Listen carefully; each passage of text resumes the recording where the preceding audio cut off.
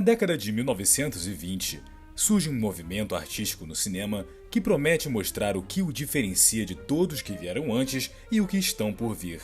Surgindo com força principalmente na Alemanha e na França, essa forma de fazer filmes promete não apenas mostrar um jeito novo de fazer cinema, mas como dar um novo olhar para o que é o cinema. Nos anos de 1920, o contexto social serviu como um solo fértil para o surgimento dessas vanguardas. Um solo ainda magoado pela Primeira Guerra, que fez com que o cinema se reinventasse com o movimento vanguardista. Para maior aprofundamento no tema das vanguardas, nosso grupo entrevistou a professora Eliane Ivo, coordenadora do curso de bacharelado de Cinema e Vídeo da UF. Eu acho assim que tem dois aspectos que eu gostaria de comentar em especial. O primeiro é uma questão da urbanidade, porque eu acho que naquele momento, especialmente no final dos anos 10, início dos anos 20, havia uma certa ebulição nos centros urbanos. A gente pode ver isso através até das imagens desse cinema de vanguarda, o crescimento das cidades, a presença das máquinas. Então, eu acho que esse aspecto urbano proporciona, de certa maneira, o surgimento dessas vanguardas. Um outro ponto que eu acho também muito importante, que contribui para o surgimento das vanguardas, eu diria que era a ideia de modernidade. A questão da modernidade vista principalmente como algo que convivia muito com esse aspecto da inovação, do novo, a valorização da máquina também.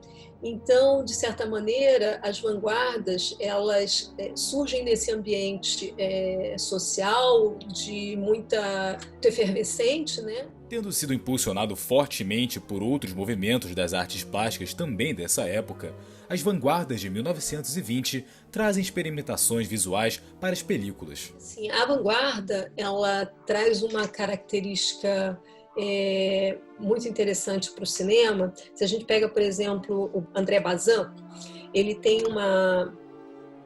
avalia o cinema como uma arte impura. Por que ela é impura? Porque ao contato com qualquer outra arte, ela produz um significado.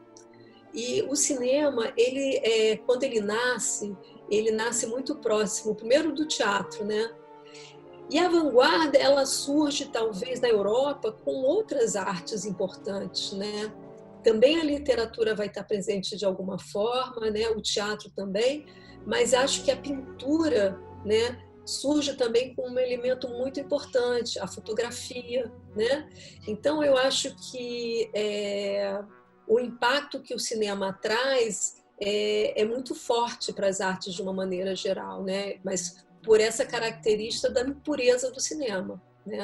E a vanguarda, como ela reúne alguns grupos de artistas, eles veem a possibilidade de trabalhar essa essência do cinema, uma busca da sua essência. O que é o cinema? O cinema é um movimento, o cinema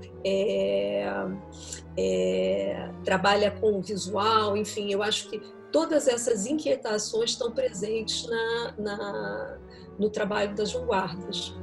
Fazendo então a sétima arte uma extensão da pintura.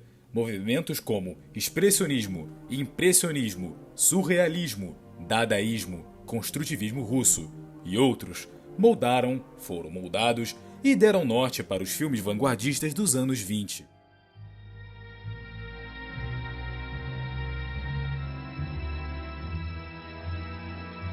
Tendo seu início em meados de 1912, esse movimento nasce em um contexto social no qual a classe artística europeia começa a desempenhar um fazer arte mais político. Na Alemanha, o movimento encontra personalidades e pensamentos que o moldam e dão mais força para se destacar, como as ideias do filósofo alemão Friedrich Nietzsche, acumulando raízes em movimentos artísticos anteriores, como o Sturm und Drang, movimento literário alemão que colocava a emoção acima da razão. A arte expressionista se vale da distorção dos sentimentos e passa isso para as telas de pintura, para os textos que nasceram desse movimento e, posteriormente, para o cinema. Pintores como Vincent van Gogh Edvard Munch possuem obras que esbanjam traços expressionistas que são vistos na expressividade das cores e na distorção dos sentimentos que afloram da imagem. O Grito, obra de Munch, é um dos ícones do movimento nas artes plásticas. Já no cinema, temos o longa que marcou o início do movimento na sétima arte, com características expressionistas demarcadas em toda sua produção. O Gabinete do Dr. Caligari, de 1920, de Robert Wiene. Apresentando o sentimento dos personagens acompanhados de cenários distorcidos e obscuros, foi colocado no filme um drama plástico que se conectava com o teatro e a pintura expressionista. De atmosfera obscura e abstrata, Robert Wiene marcou o início dessa vanguarda no cinema alemão e o revolucionou desde a temática até a forma de fazer cinema em si. Um cinema que se diferenciava das outras vanguardas. Me parece que o expressionismo além da ideia da literatura e do teatro, me parece que o expressionismo traz na sua essência uma grande proximidade com a ideia da noite, da subjetividade, né? Onde você vai precisar das sombras, né? Onde a ideia da subjetividade pelo tipo de enquadramento, as angulações que você vai fazer na imagem, né? Através da sua câmera, né? E uma presença muito forte da subjetividade de quem produz essas imagens, né? Tal impacto no cinema, vindo da obra de Wiene, que ficou conhecido como Marca de Caligari, impulsionou o cinema expressionista e influenciou outros filmes do movimento como Nosferatu, uma sinfonia do horror, 1922, de F.W. Murnau. Outros longas, que vieram mais tarde e não eram considerados do movimento pelos seus criadores, beberam da fonte expressionista no cinema alemão, como Metrópolis, 1927, de Fritz Lang. O filme conta com uma cenografia bastante expressiva e fantástica, e se caracteriza como um filme expressionista, por mais que Lang negasse tal fato. Muitos desses diretores expressionistas, com a guerra, eles migram para os Estados Unidos. Então, o cinema americano, ele também vai beber dessa fonte, né? Então, naturalmente, esse gênero, né, o gênero noir, o gênero de terror, vai ser contaminado não apenas pelos filmes, mas também pelos diretores que acabaram fazendo Hollywood depois. Cenários e fotografia que contavam com pinturas e imagens distorcidas e, na maioria das vezes, obscuras, que traziam o inconsciente dos personagens. Dramas fantásticos e uma unidade temática significativa e estilística. Personagens tiranos característicos de Caligari. O Homem-Sombra, um tipo de homem que apareceria mais tarde no cinema de outros países e diretores, acompanhado da temática obscura expressionista. Até 1911, na Alemanha, dos filmes que eram exibidos em suas salas, apenas 10% eram produzidos no país e, após Caligari, mais obras da sétima arte foram surgindo. Depois do movimento do cinema expressionista, isso mudou drasticamente e fez com que o país voltasse a exportar seus filmes para o mercado internacional, competindo com outras potências, como os Estados Unidos. Impulsionados pelo expressionismo, cada vez mais diretores, roteiristas e profissionais do cinema se encorajaram para mostrar ao mundo a Alemanha distorcida, dramática e obscura. A Alemanha do cinema. A Alemanha expressionista.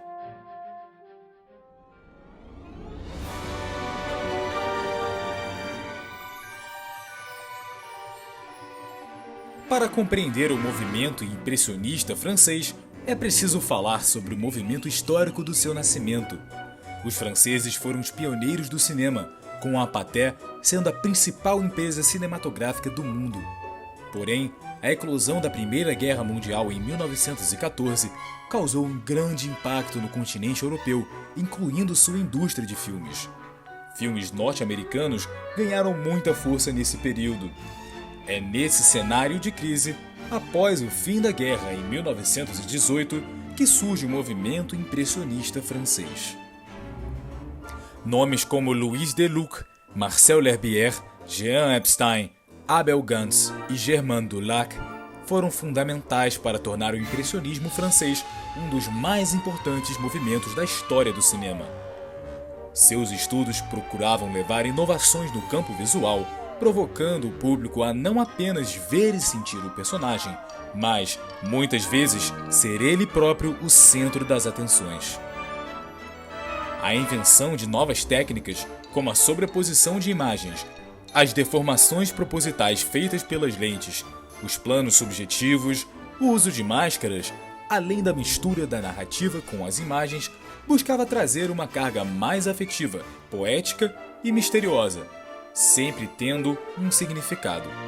Você tinha o Jean Epstein, que é um diretor impressionista. Muitas cenas dos filmes do Epstein são dentro de carro. Você tem o movimento do mar, né? Ele, através de algumas técnicas, como a desaceleração da imagem, ele provocava sensações, impressões, né? E é interessante quando você vê os filmes do Epstein, como você, como espectador, tenta, de certa maneira, atrelar aquelas imagens um filme de terror, quando, na realidade, o que você vivencia e experimenta são as suas sensações também. Filmes possuíam uma continuidade diferente da usual, viajando com elementos visuais e auditivos. Os cenários eram urbanos, assim como pinturas impressionistas, mas continuavam a ser da vanguarda e realistas, tendo referências ao surrealismo e expressionismo, ambos presentes no filme de Jean Epstein, A Queda da Casa de Usher, 1928. É possível encontrar também elementos dadaístas e cubistas em A Desumana de L'Herbier. Jean Epstein, um dos diretores mais famosos dessa vanguarda, fica conhecido pelo conceito da fotogenia, que traz para o cinema e mostra a importância dele para diferenciar as obras que nasciam da sétima arte naquele momento de um teatro filmado. Ele vai falar da fotogenia como algo que é característico dessa imagem do cinema, né? É a possibilidade do registro, não é a imagem que, enfim, não é a fotogenia tal qual o senso comum entende, mas é essa potencialidade da imagem de registrar e passar as suas impressões. Houve um encarecimento nas produções dos filmes devido às suas inovações e buscas por novas técnicas com a câmera e o cenário. A Roda, 1923, Napoleão, 1927, ambos de Gans, e O Dinheiro, 1928, de L'Herbier, foram verdadeiras produções custeadas pelas empresas francesas.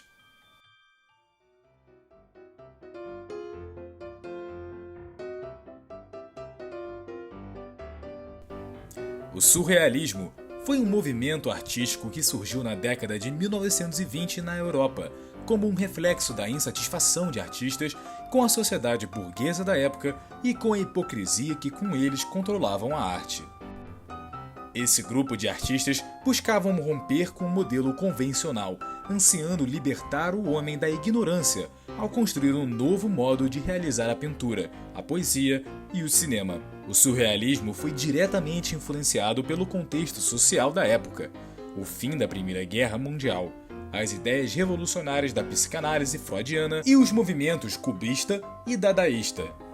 O cinema dadaísta, por exemplo, antecedendo o surrealismo, tratou de produzir na película uma ideia do inconsciente com ar mais cômico e menos crítico.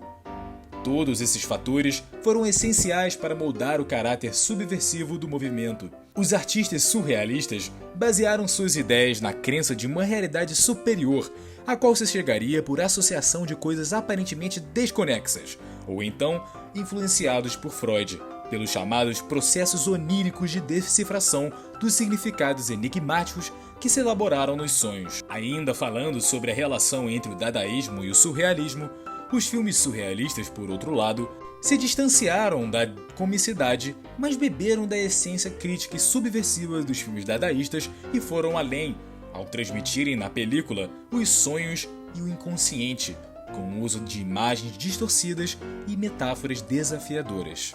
Contudo, mesmo tendo essa forte influência, com a consolidação das vanguardas surrealistas, impressionistas e expressionistas, o dadaísmo foi sendo ultrapassado por essas novas abordagens que estavam preocupados em tornar o cinema uma grande arte e, de certa forma, deixando de ser popular. A temática das pinturas de Salvador Dalí e René Magritte, influenciados pelo Manifesto Surrealista escrito por André Breton em 1924, inspiraram uma elaboração de filmes surrealistas que só viriam a atingir seu auge nos anos de 1930.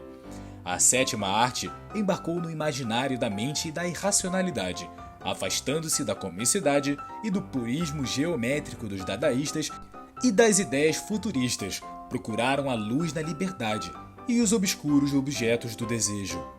O cinema surrealista é, sem dúvida, uma crítica à sociedade hipócrita da época.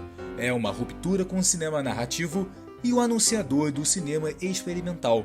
Os filmes, ao explorar os sentimentos e as sensações na tela, transmitiam ao telespectador uma nova possibilidade de enxergar a realidade. Essa estrutura narrativa ela precisa ter um consenso em relação a essa imagem, uma certa verossimilhança, né? E essas vanguardas não, elas trabalhavam a ideia do truque, né? Eles não escondiam que existia um truque, né? Porque eles não lidavam com essa ideia da verossimilhança, mas sim com a questão do sonho, da impressão, da expressão, né? Então, eu acho que esse valor da trucagem nasce ali. Entre os cineastas se destacam o espanhol Luis Buñuel, o francês Jean Cocteau, além do pintor Salvador Dalí, que escreveu alguns filmes em parceria com Buñuel. Os principais filmes surrealistas são A Concha e o Clérigo, 1928, de Germain Dulac, Sangue de um Poeta, 1931, Jean Cocteau, Um Cão Andaluz, 1929, escrito por Luis Buñuel e Salvador Dalí, e A Idade de Ouro, 1930, de Luis Buñuel.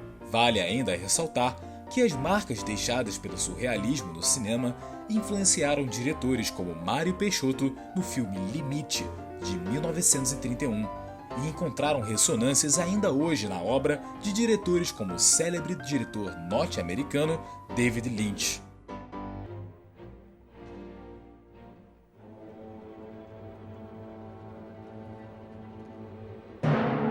Iniciaremos explicando o contexto da época, em que as repúblicas soviéticas estavam em guerra civil, tendo todos os sistemas de estúdios anteriores às revoluções destruídos, fazendo com que as atividades estéticas e cinematográficas fossem reinventadas, desde a utilização dos equipamentos até a produção e exibição da nova arte. Começou com a valorização do urbano. O lirismo sentimental e da alma é deixado de lado e transfigura-se numa forma mais concreta e habitual. A poesia e o teatro foram emergentes dessa nova geração, apresentando novas maneiras de interpretar a arte. Adotavam diferentes técnicas de atuação de diversas culturas, criando uma nova teatralidade que não ocultasse a construção da linguagem. Seguindo essa linha de pensamento, entende-se como nasceu o então construtivismo russo. Este movimento tem como princípio a ruptura com a arte espiritual. Valoriza-se o artista engenheiro, que não tem como prioridade a expressão lírica de sua criação, mas sim a sua produção e construção. Os artistas constroem as experiências, novo termo utilizado para evitar a associação à obra, com o intuito de evidenciar os procedimentos realizados durante seu trabalho, a factografia. O construtivismo, diferentemente das tradicionais funções definidoras da arte, preza que tudo poderia ser diferente através da sua factura. Não é somente a exibição do mundo, mas sim como se torna o mundo. O efeito Kuleshov é a técnica mais difundida nesse movimento. Tal técnica foi difundida pelo pioneiro Vladimirovich Kuleshov e ajudou ainda mais a passagem desse conceito trazido por essa vanguarda para as películas. Esse cinema mais intelectual, né? Que trabalha muito com a cognição do espectador, eu diria, né? Você tem que interpretar e não se entregar, diferente da vanguarda, por exemplo, francesa, alemã, é um trabalho de cognição e menos do sentimento, mas mais da inteligência, Sim. São valores equivalentes, né? Tanto o sentimento como a inteligência são dois aspectos importantes, né? Mas dizendo dessa característica dos soviéticos. Dessa forma, cria-se essa nova arte e revolucionária forma de produção cinematográfica, também conhecida como montagem soviética, que combinava justaposição de campo e contracampo, causando um certo efeito de choque e surpresa, a reação esperada e calculada pelos cinegrafistas. Mais tarde, surge Eisenstein, um cineasta dessa vanguarda que critica a montagem feita por Kuleshov e traz o conhecido cinema intelectual. Assim, quando você tem um Kuleshov, você tem uma imagem mais a outra, né? É igual a, né? Então, o efeito Kuleshov é bem isso. Eu tenho um caixão, eu tenho um rosto, é igual a tristeza, né? Eu vejo um prato, mas um rosto é fome, né? E o Eisenstein, ele tinha um trabalho, talvez, de mais elaborado no sentido dele pensar numa sobreposição de significados. Ele vai se usar de recursos de montagem para alterar também a percepção do espectador, né? Trazer, de certa forma, sensações pela repetição, né? Pelos enquadramentos que ele faz. Com diversos cortes, sobreposição de imagens, temas macabros e cenários de sonhos, fez-se então a vanguarda dos anos 20. Na verdade, com muito mais que isso, fez-se um movimento artístico que surge com a ideia de deixar o cinema ainda mais próximo da arte, fazê-lo arte. Desde as pinturas nos cenários até montadores que refaziam a interpretação da película, esse movimento revolucionou a forma como era feito o cinema. Ainda hoje, técnicas temáticas e personagens são feitos inspirados no movimento vanguardista. Não podendo se contentar apenas nos anos 20 na Europa, o expressionismo, o surrealismo, o construtivismo russo e o impressionismo francês fugiram às fronteiras do continente, influenciaram o mundo e deram rostos conhecidos até hoje na história do cinema. Robert Wiene, Murnau, Eisenstein, Germain Dulac, Louis Buñuel, Abel Gance, Jean Epstein. Todos esses rostos deram ao mundo não apenas um cinema obscuro, turvo, abstrato, cheio de cortes e significações. Deram ainda mais que isso, um cinema revolucionário, um cinema artístico. Nos deram, de forma arrebatadora, a arte na película.